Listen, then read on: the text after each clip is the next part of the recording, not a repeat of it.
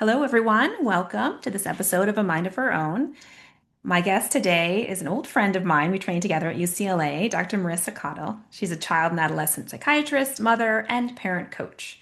She focuses on coaching and education of parents of tweens with anxiety and or ADHD, which about 11% of kids have one of these diagnoses, empowering them to step up to minimize the chances their kids will suffer mental illness in adolescence. Parents have so much influence and power over their kids' development. We just need guidance to cut through the noise. You can find her on all the socials as the parent doctor. So, welcome, Marissa.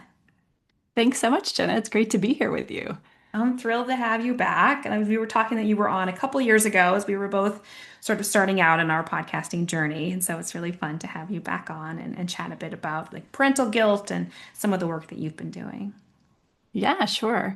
Well, I'm really excited about your upcoming book. Congratulations, Thank and you. excited to talk to you as well about this topic of parental guilt. I mean, I could talk for hours about this, but we were discussing how I think it's interesting to talk about just the biology of becoming a parent, especially for new moms and what happens.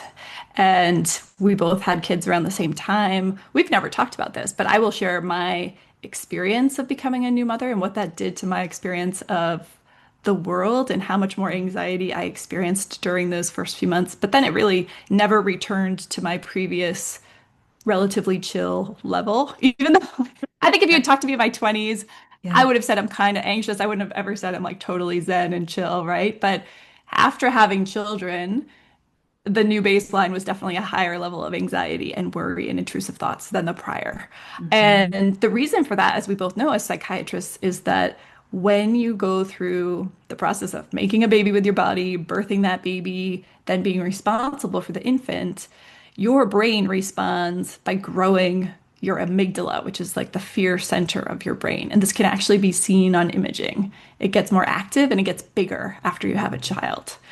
Um, More so for moms, but for fathers too. So you don't have to biologically birth the child to have this happen to your brain. Brains are plastic and they respond to stresses, and certainly inviting an infant into your life is definitely a stress, as every parent knows. So I was sharing with you when my son was born, he was born 4.5 weeks early. He had a little bit of jaundice. I vividly remember taking him to his first pediatrician appointment, and it was probably within 72 hours of his birth. So we're driving from our condo. I was in the back seat of the car with his little infant car seat. My husband and his mom were in the front seat, and we were turning right. I remember exactly like what street corner we were on. It was near the Mormon Temple in West LA. So we're turning right, and this guy pulls up and he's in a blue car wearing a blue headband. Or maybe it was a red car and a red headband. I don't know, but the colors matched. And being still then relatively new to LA, my brain went instantly into these thoughts of, oh, what if this guy's in a gang? What if he has a gun? What if he's going to shoot us? And then I went into this protection fantasy of, I will launch my body over my baby and save his life. And then we turned right, that guy turned left. And as we continued down the road, I thought to myself, what the heck was that? Like, it was very foreign to me to be thinking those kinds of thoughts. I was not generally someone who had a lot of intrusive, worried thoughts out of the blue about strangers shooting me, for Yeah. example.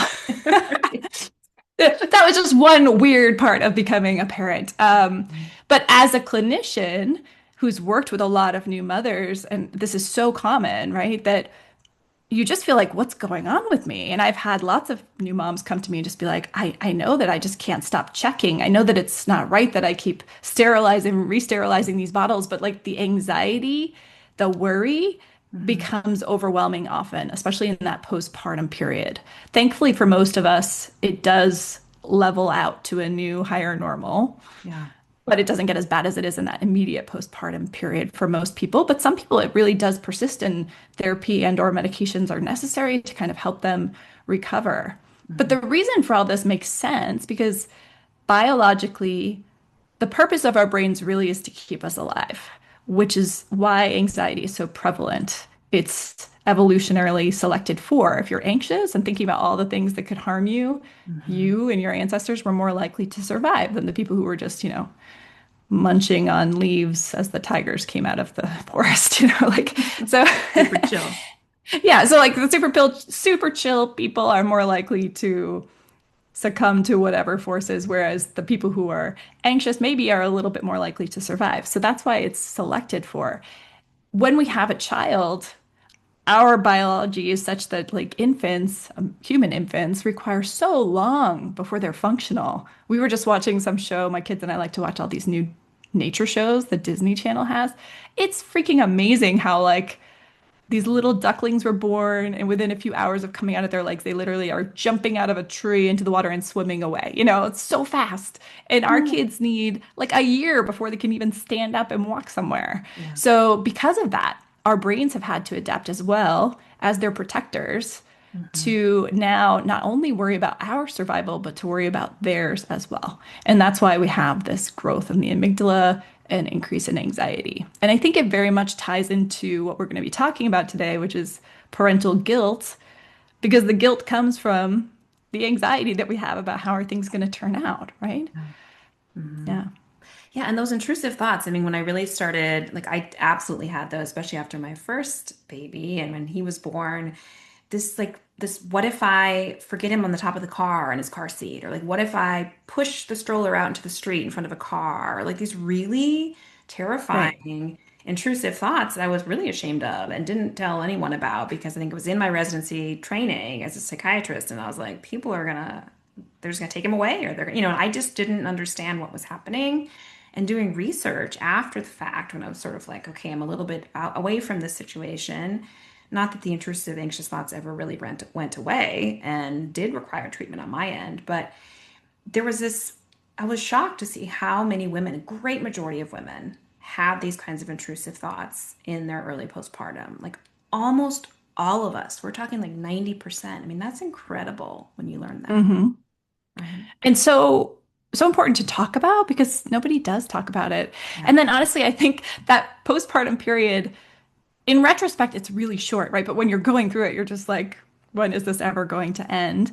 But because of all the sleep deprivation you experienced during that time as well, you don't form great memories of it. So I don't know about you, but like I know that that happened, Mhm. but only because it really stood out at the time and because I talked to, it's kind of a weird thing, but I was working at the time, it was during our training, and I had a psychoanalytic supervisor who invited me to go to the new center and present in the first few days of Calvin's life, my son's life. And so I shared that story with them, which they all found remarkable because they saw in real time this new mom experiencing these new thoughts and everything, and we all laughed about it. So I think for that reason, it's sealed in my memory. But if I hadn't presented it at that time, I probably would have forgotten about it because you just don't remember a lot of what happens Mhm. during that time, right? That's why we have more kids because you forget how hard it is.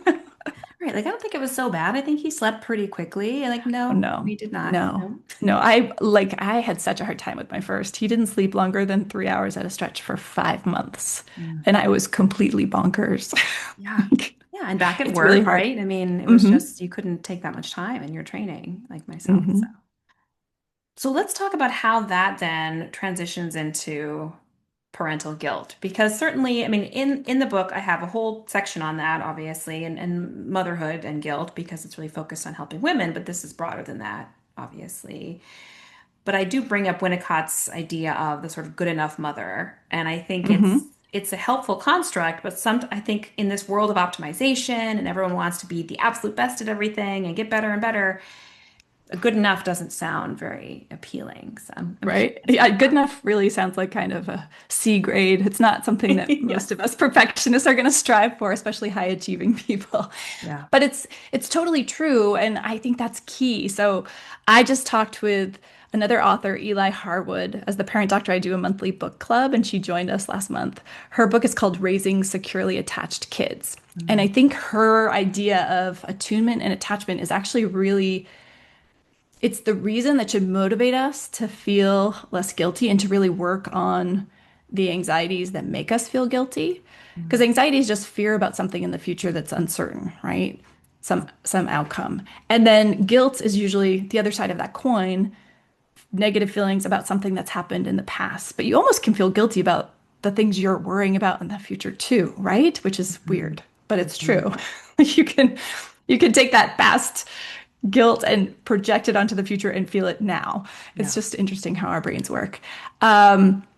But I do think most parents I talk to, right, in 2025, we feel like the world has gotten so different. It's changed so rapidly. Mhm. And yet we also know as much as it has changed in the last 20 to 40 years, this is the slowest it's going to change in the next 20 to 40 years, which makes us feel very uncomfortable and nervous and ill-equipped. And we can't help but feel like our kids are going to need something more than we did to be competitive in this new world, Mm. right? Yeah. And so I think, especially in a certain socioeconomic class, when people are doctors, lawyers, highly educated, sending their kids to expensive private schools, there's this undercurrent Mm. of like a desire to prepare them as much as possible, to feel like I'm going to feel guilty if I don't feel like I gave my kid everything I could because this world is so darn competitive today, right? Do you agree? Absolutely. I mean, that was a big part of the whole guilt thing. Sorry, I'm overheating. I think it's Yeah, just no. life in your late 40s. Yeah. I think my framework for guilt is really that it's based on our expectations, that it's our expectations in a particular role, motherhood in this situation, let's say, and then subtracting out what we see ourselves as already doing or accomplishing or the ways that we are contributing. So if our expectation is, I'm a good mother if, or let's say, I'm a fantastic mother if my child is successful, gets into the right college, is happy, et cetera, et cetera. Like these expectations, which are often really sky high. And then we dismiss all the ways that we're nurturing our children just by making it a safe place for them to be and enough food to eat and going to school and telling them that they're doing a good job. I mean, all these sort of basic things that we do as parents and we dismiss that. Our guilt just goes up, up, up. So I think that's absolutely, what I see in my practice and in my own parenting experience. I totally agree. And I guess as the parent doctor, what I would say is when we let that happen, we actually miss the opportunity to connect with our kids in the way that is protective for them against developing anxiety and other mental health problems as they get older. Because if we're telling ourselves the story that in order to be an excellent mom, my child has to achieve X, Y, or Z, we're also telling them in order to be a worthwhile human, you must achieve X, Y, or Z. Yeah. And I think if we can shine that mirror on ourselves as parents, every parent I know would say, like, oh, no, I'm not saying that. I wouldn't want my kid to think that. I love my kid. Like, even if they don't get into Stanford, I'm still going to love them. When pushed, most people will say that. But we fail to see how our actions in the here and now, which they hear them, they feel them. My son is at a very competitive private school here in LA. It's a wonderful school, but there's so much pressure. I mean, he really stands out. We have each, actually, he's in one extracurricular that he's been in for years. He does art, and my daughter right now doesn't do any. And they're like definitely in the minority because most Yeah. of these kids from a really young age are doing exceptional things, which is great. If your child, there are kids out there who are exceptional, who want to play piano from age 3 and are amazing at it, and it's them driving that. Great. If you have that kind of child, support it 100%. But it's also true that kids can develop those skills later. Like Misty Copeland, the prima ballerina with American Ballet, didn't start dancing till she was 14. So I think we often tell ourselves these falsehoods that, like, if I don't get my kid into soccer at age 3, then they're going to be behind and they won't be competitive Mhm. by 6th grade or whatever it is, which is just, it's not true. It only leads to disruption in that attunement. I actually just was talking to a parent who has a child who's not even 4 yet and is relatively clingy and not wanting to go and play soccer with those. I forget what it's called. I honestly, I made the same mistake when my son was 3. I put him in that soccer shots. I think it's called. Nothing against soccer shots. Again, if you have a kid who's really into soccer, put him in soccer shots. But it's Yeah. this franchised thing. I'm sure in every major city in the US, if you go on a Saturday morning to a park, you're going to see a bunch of toddlers running around So clustered cute, together. but like, It's yeah. adorable, but it's also kind of crazy Yeah. because it's an example of this thinking, this guilt-driven thinking, which is like we drive by and you think, oh, if I were a good mom, I would put my kid in that soccer. Then you take your kid, and there are some kids who love it. They're extroverted kids. They just like to be with other friends. There are also a lot of kids who are still at that young age, not really excited about the idea of something so new. And biologically, it makes no sense at all because kids should be able to like hop on one foot by the time they're 4 and skip by the time they're 5. So the whole idea that like 3-year-olds are going to have the coordination to play soccer is just, it's not true. But she was talking to me about how she wants to know, like, how do I get my child to be okay to like go out there and be the kind of kid who will just, want to play. You can't. Like, you don't have that kind of kid. Yeah. And that's okay. It's totally okay. So, another really wonderful mentor of mine said, a child is like a seed and you don't know what you're going to get. You might get some tiny lily of the valley, fragile, beautiful flower. You might have something that's going to grow into this beautiful, strong sequoia, but you don't have a choice in the matter and you don't get to pick. Hmm. All you can do is nurture what you have, respect it, and honor it. Yeah. And so I think a lot of our guilt comes from our, exactly like you said, our expectations. So your expectation that you're going to have an athletic child. Maybe you and your spouse were really athletic, so you assume your kids will be too, Hmm. but maybe you don't get an athletic child. And then that leads to maybe your guilt because you might feel like they're not athletic because I failed to convey how fun it is or get them in early enough or whatever it is, right?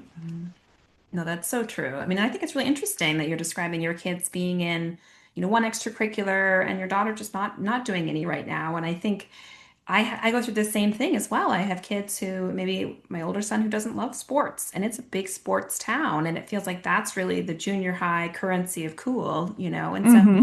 that's a challenge. But at the same time, me sending him to a soccer practice, he'd be out on the side with his book, like wondering why he was supposed to be running. Like they're just such different kids, out there. So how do we, I think that the question I come up with as a parent and as a psychiatrist is the idea of anxiety and what we know about avoidance and anxiety. When kids are anxious about doing something and we allow them to sort of pull back and avoid, same with us as adults, it can build that anxiety over time. And it's sort of balancing, nudging that baby bird out of the nest a bit if they're anxious versus Hmm. pushing them too much or overscheduling or just trying to kind of keep up with the Joneses. And I'm wondering how you sort of help parents with some of those questions, especially if they have kids with anxiety. I love this question. And I think it's a nuanced gray area because, on the one hand, if a child has severe anxiety and they want to avoid everything, like say they're socially anxious and they don't want to do anything with other kids, in that case, yes, the supportive role that you must play as the parent is as the calm, confident adult in their life who sees them as someone who will someday be someone who is able to go to social events and socialize because that is absolutely possible for every human being. And so the question is just like, how do we encourage steps in the right direction? Yeah. The problem, though, is that most of the time, I think it's the latter. It's us having what Shafali Sabari calls the script written already. Like, we've written this fantasy play or movie where my child is going to be whatever, like student council president or head of the soccer team. We've written this script of fantasy that's our story, not our child's story. Yeah. And therefore, we think that the right thing to do is to push them when maybe what they're saying they don't want to do isn't anxiety, it's just who they are. I mean, let's say, for example, it is wonderful to learn other languages. My life could probably be really, changed in a positive way in ways I couldn't even expect if I could learn Mandarin. My son's learning Mandarin. But if you told me I have to start taking Mandarin classes 3 days a week, starting next week, and that I have to because you paid for them, and I'm going to make it through this semester, and it's going to be good for your future and your career, Marissa. If you were like my mom, right, in this scenario, I would be just pissed at you. Like, because I don't really right now want to learn Mandarin. Like, it's not that I don't think it's a valuable skill, it's just not what I want to be doing with my life right now. So this is where the conflict happens. And this is the work that I do with parents is to help them see, is the problem an anxiety disorder that's pervasive, that's really preventing your child from growing, in which case, yes, you need to nudge that little bird out of the nest. You need to be the strong person who can see their potential. But even then, they have to find the path they're going to go down, the path that's right for them. Mhm. And so forcing them to do something that they don't want to do, and my son, it sounds like it's very much like yours. He's not really athletic. He would much rather be coding on his computer or drawing than running around on a sports field. And he has done some sports participation because, of course, it's also our job as parents to teach our kids like that you need to move your body and you need Yeah. to have exercise in your life. But it doesn't have to be this, right? It doesn't have to be soccer because I decided it's going to be soccer. I let my kids choose one physical activity, like they can choose what they want to do. Yeah. And we do that together or whatever. It doesn't have to be structured like where I'm paying someone to make my kid move. It could be like, we'll go to the park on this day or we'll play pickleball, it can be whatever. Yeah. So does that answer the question? I mean, I think my advice to people listening would be if you have a situation where you're worried about your child and you're caught between that voice telling you like, oh, I should just calm down, he or she will grow out of it, versus the voice saying, I'm not doing enough, I need to push them harder. Ask yourself, like, is this their story, their script, or is it mine that I'm imposing on them? And Hmm. you can, if your child's old enough, you can have these conversations with them too. I mean, you can just be very vulnerable and say, like, I'm feeling frustrated that you're not more excited about piano lessons. I don't really understand it. Last year you did them fine. Now you're saying you don't want to do them anymore. Like, from my perspective, I feel like learning piano is really good. I wished I had learned to play piano, but how are you feeling about it? Like, listen to them, ask them what they say. And if they're like, I'm just not that into it right now, I really want to do this other thing, let them. Like, why not? Let them become who they're going to become. And I think a lot of times we label things as anxiety, which might just be resistance to our imposition of our wishes on them.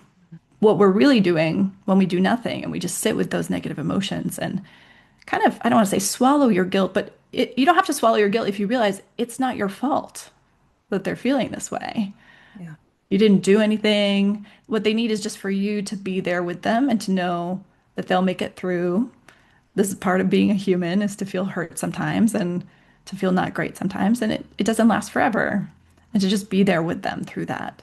And Hmm. just being there helps them so much. I mean, that's co-regulation because again, their brains don't yet have the prefrontal cortex to help them when the fear centers, the amygdala, the survival brain is really active. They're overwhelmed.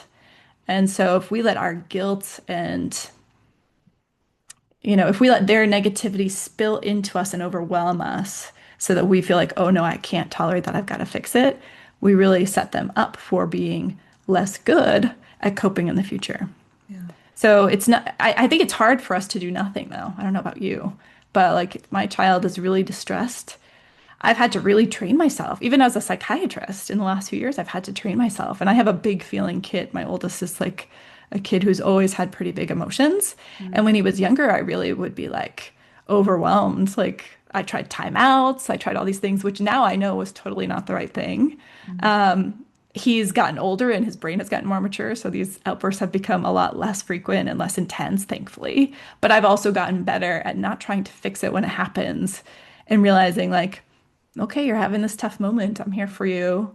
I'm just listening, Hmm. and just reflecting what I hear, not trying to fix it, not trying to solve anything, not giving any suggestions, just saying, well, wow, that sounds like that was really hard, or you must feel this way. Just trying to understand. So seeking to understand, listening to understand is really what our kids need. Yeah. And I think that requires a very attuned internal sense as a parent of when your guilt is being triggered, Mm. right? And that's something that I think everybody can practice. Like when you start feeling that, for me, I think it's like a real kind of tightening. I think I start breathing a little bit shorter. I don't know. What do you feel like when you get triggered that way? Like your child's in distress and you feel like you have to do something about it or you don't want them to feel that way. I think I physically feel it.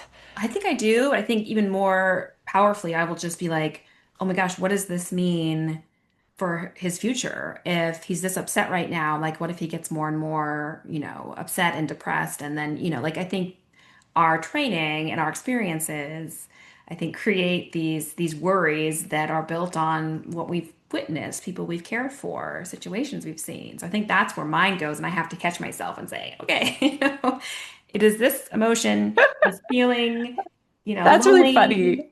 like it's going to be okay. But I think there is some catastrophic thinking that happens for me. This is actually the crux of the work that I do with parents because especially early adolescence, which I think both of our boys are in. My son's 13. I don't know about yours, but Same, yeah. yeah. So early adolescence especially is this time when our kids' brains are just basically like it's like a house that's been torn down to the studs, right? That's literally what's going on. So they're it's like they're building a second floor on a ranch, right? And it's all torn down to the studs, and there's new staircases being built in different places. And so there's times when we see them and it's like you see the outline of the house from afar and they're functioning at such a high level and having this deep conversation with you and you're like, wow, my kid's amazing. And then the next day or the next hour, something can happen and they are tantruming like a 2-year-old or, losing their minds about something so small or completely catastrophizing about, again, something where you're obviously like, well, you could just email your teacher, maybe you could see this one simple solution to this problem that's not a huge problem, but they can't because in that moment, like they're at the foot of a staircase that got moved over here. They have no access to their upstairs brain.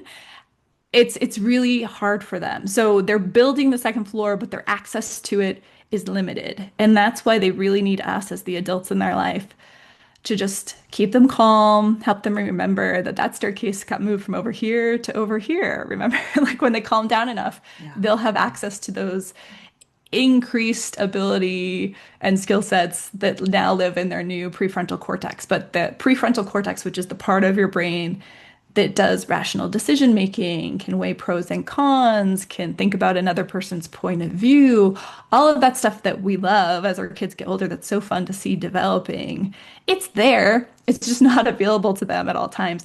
And when the downstairs brain, which is also expanding, so they're having more breadth of things that can freak them out and stress them out, more depth to those emotions, because now it's not just the thing happening right here and now. They can start thinking about, as we can as adults, all the things in the future that could go wrong and Yeah. all the things that their friends are going to think about and how that's going to impact them socially. Like there's more inputs that can trigger that survival brain, the downstairs brain, to be activated, which is why it's so perplexing at this age, right? Their behavior. And if you understand that, though, as a parent, if you understand that this is just part of this, it's normal. But again, it's just like when you first had your kid, you had those thoughts you didn't know it was normal. You thought you're going crazy. Yeah. We see this in our kids. Nobody talks about it. I mean, we talk about adolescence and hormones, but that's not really what it is. What it really is they are growing their adult brain. And especially, I mean, it really settles down around 16, 17, 18. But this early adolescence, for girls, it's a little earlier than for boys. I'd say like 13 to 15 for boys is about like 10 to 12 for girls. Um, so my daughter's about to turn 9, my son's 13. And I feel like their brain development is in almost the same place, which is funny because their bodies don't look anything alike. He's like 5'6" and she's this tiny little peanut, but like the emotional outbursts and stuff that they're having, the importance of their friends and their social hierarchy and place within that hierarchy, all of that stuff is pretty equivalent within them right now, which is very interesting to see. Okay, but to get back to the parental guilt, I think just like kids think that anything happening in your marriage is their fault when they're really little, as parents, I think we also are wired to think that the experiences our kids have are somehow our fault. And it's just not true. I think also we all unwittingly believe this fallacy that we can somehow protect our kids from pain. Hmm. And of course, we all wish that we could protect our kids from pain, but no parent can do that. I promise you. Right? So once you realize like it's not your job to prevent your child from having any negative experiences in their life, it's Hmm. just your job to let them know no matter what negative experiences happen and no matter what reaction they have to it, especially as adolescents, because they're not going to have great reactions as adolescents, that we still love them, that we still see their value, that we know they can do better next time, and that there's always, another go round. Hmm. I think that's what they really need to hear from us. And I think once you accept that, it reduces the guilt a lot too. It makes it all a less high stakes game for the parent and the kid, which is a good thing. Yeah. I think another area where I hear a lot about parental guilt is if their child does have or is diagnosed or develops, a mental health challenge, whether it's ADHD or anxiety or depression, guilt about whether they've done something wrong to create that, whether they've missed something they should have done earlier, or whether they've even passed it along genetically, right? The sense of like, if my child has this diagnosis, the guilt that emerges under those circumstances. And I'm wondering how to help parents, both those who maybe don't have a child with a diagnosis but have some concerns, or those who are, their child is in treatment, how to manage their own feelings about what has happened or the situation. Well, what I usually talk to families about when it comes to mental health and mental functioning is that it's complicated. I mean, there's been so many studies trying to get to what causes schizophrenia, what causes depression, what causes anxiety, what causes autism. Mm. And there's no one thing. There isn't. So I kind of give the analogy, if you're shuffling a deck of cards and it's all random, right? Let's say you get 5 red cards in a row. That's going to mean that you have an anxiety disorder. If you get 5 black cards in a row, that's going to mean you have ADHD. I don't even know if that statistically is right or right, but there's like percentages, right? Yeah. So is it your fault? Like I technically the genes came from you, but like if it had been a different egg and a different sperm, this child wouldn't have had those things probably. So it's not your fault. It's just part of becoming a human being is a good amount of chance.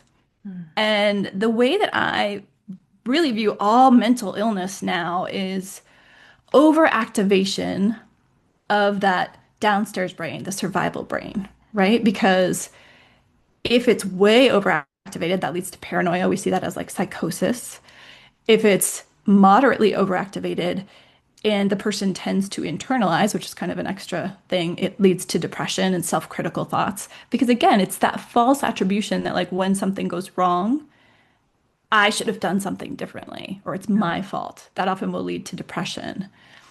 And anxiety is more so much fear about the something going wrong that you're paralyzed and can't do it. But again, that's not something any of us have control over. Yeah. And so I usually ask all new patients to kind of just on a 1 to 10 scale draw on a line like if you like think of the chillest person like the person who's just always like, whatever, just never gets upset or freaks out about anything, versus the most kind of anxious, neurotic person, on the other side of that scale. And like just draw a line, like where do you think you are? Because we all know, and Mm. kids can do this too. Like anxious kids know they're anxious.